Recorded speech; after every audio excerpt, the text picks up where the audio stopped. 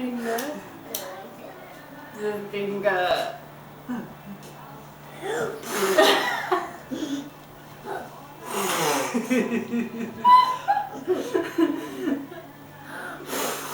Nu.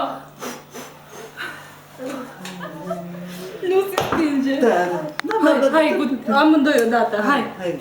2, 3 și... Bravo!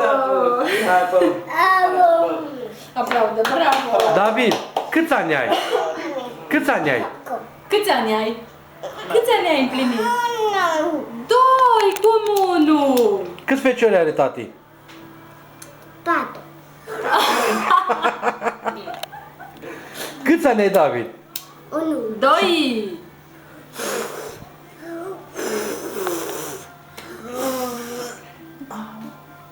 Câți feciori are tati? Da. Câți feciori are tati? Marga. David, câți feciori are tati? Mă, Măi, David, măi.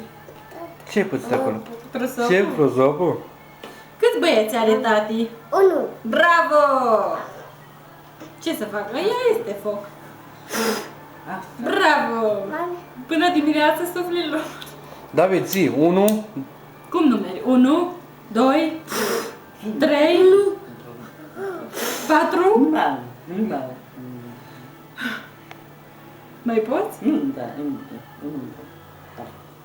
Nu pune degetul acolo.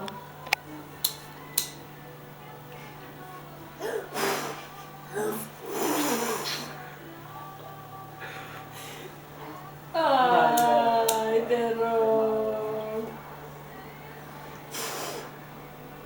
Din prima.